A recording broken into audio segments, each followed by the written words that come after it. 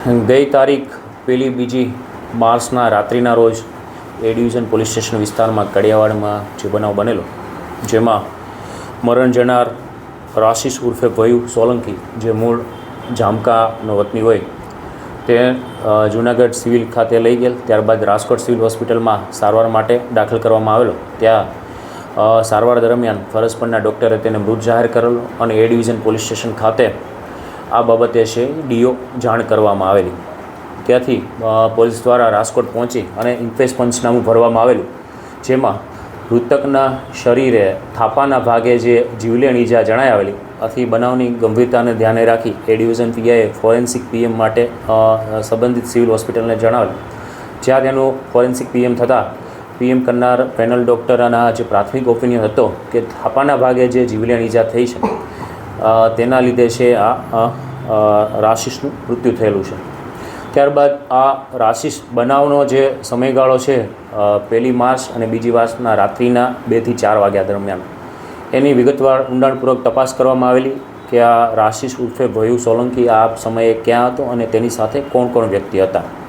જેમાં technical surveillance અને સાથેના જે વ્યક્તિઓ છે તેમની વિગતવાર જે પૂછપરછ થઈ તે મુજબ રાશિસ પોતાના ઘરે જામકાથી તેની બહેનને બોટાદ ખાતે લાઇટ ડેકોરેશનનું કામ હોય તેવી હકીકત જણાવીને નીકળેલો, પરંતુ તે વિસાવદર તેના નજીકના સંબંધી રવિ સોલંકીના ઘરે પહોંચેલો અને ત્યાં જમેલો. ત્યારબાદ વિસાવદરથી ઇકો ગાડીમાં રવિ સોલંકી તથા રવિના દાદાનો દીકરો હર્ષદ સોલંકી સાથે જૂનાગઢ આવેલા, જ્યાં રાશિસ ઉર્ફે ભયુ, રવિ, હર્ષદ, અન્ય જે રાશિસ છે તેના અન્ય 2 મિત્રો રોનક ચૌધરી તથા મિત સોલંકી, આ 5 લોકો છે ઇસ્કોન ચોકડી ખાતે મળેલા.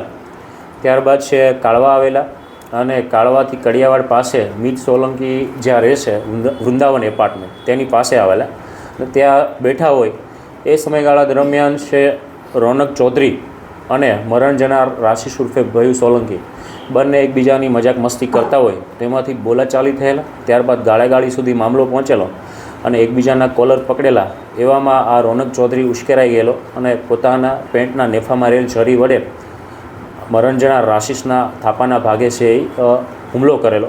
એક ઘા જે મારેલો તે જીવલેણ નીવડેલો. ત્યારબાદ જણાવેલું કે આ ચરીવાળી હકીકત કોઈને જણાવી તો તમામને તકલીફ પડશે.